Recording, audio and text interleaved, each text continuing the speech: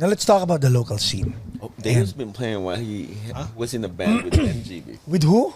Benji. He's the second player for Spiral Echo. Spiral Echo. Oh yeah, I played for Spiral Echo. I don't know the guy. No, just kidding. Shout out Benji Colyantes. Okay. Paco doesn't. Love the guy. So, okay.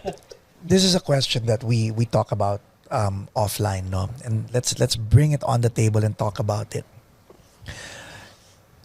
Why haven't we broken out of the local scene? Oh, we as a whole, right? We as a whole. And the reason why I speak, because of course, Intro Voice, all of us, Jonathan, Vic, JJ, and myself, members of Intro Voice, so all of us, what we did, in order to understand the local scene, we created different bands just to level the playing field, so that none of the bands in the local scene can actually go, that's Intro Voice and all that stuff. That's why we split up, created our own little bands to see what's going on, and it's very promising. But the big question is, why do you think the local scene hasn't come out with someone who can stand up to the likes of Intro Voice, River Maya, Eraserheads, all these bands? Is it because we're stuck up in our own genre while the music has moved on? I'm trying to put some optional answers. What do you think it is? It threw us off there for a bit. I know. If you guys are watching, put it in the comments below. Yeah, your thoughts and your answers as well.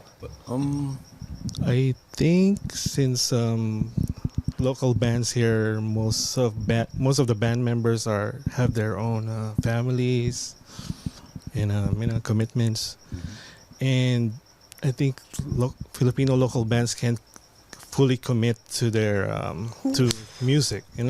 That's deep. Good answer, Deo. Yeah. It's like, I think it's kind of like here, unlike the Philippines, here is more like a hobby. Mm-hmm. Unlike in the Philippines, you could commit all yourself, out, yeah. all out, being in a band. So mindset, commitment and mindset is your answer. Yes. Lack of commitment, a shift in mindset. Is it safe to say that was to summarize what you're saying? Yes. Frey, how about you?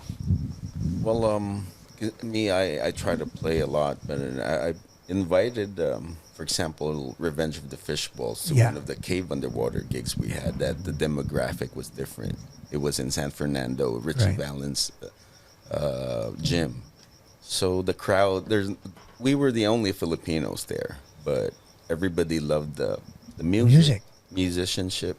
So it's just a matter of the bands just playing and looking for gigs that would elevate the band. Some proactivity, lack of proactivity, probably. Just my opinion. Yes, but in your case, for Revenge of the Fishballs, you guys are more proactive, looking for gigs outside your demographic. Right? Well, I invited them, and they were so happy.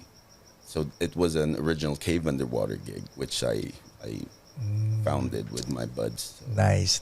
So with that, they were so happy, even though they've done it before. But this was March of this year. It looked like they were having fun because it's not your home court. Right. Yeah. Chi? I had to think about that also for a second.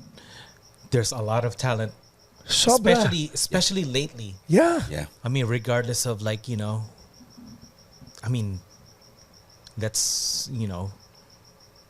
be honest. Like we have a lot of Super. our fellow Colombians that we are talented. Yep.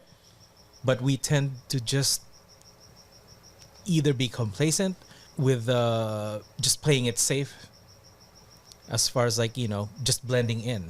We're just good at blending in. As far as standing out, that's a different ball game.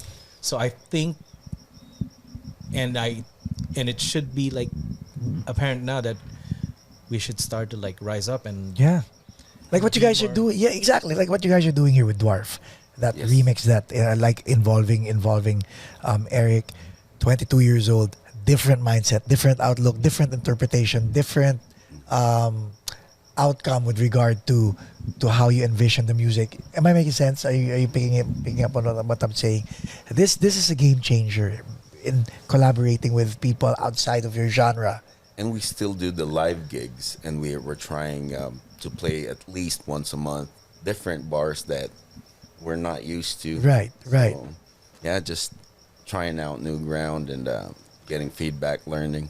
You know what would be nice if you guys could collaborate with some EDM, or not even EDM, but some club DJs and play the remix there live, It's possible. right? Yes. Because what we've been doing, like, prior to Eric getting involved, like there was like making all these like electronic samples and stuff, and I recently decided to like bring out my looper, which I used to do with my old band, just so it like fills up space. Yes, in between. sir. So it adds a different, it added a different element to the band as far as intros. Right. And of course, me being like the, my mischievous 20-year-old self, I decided to it was, and it was Deo's original idea to put like classic Filipino dialogues, Ooh, so, on the looper. yeah, it was his original idea, and then I just like took that ball and went with it.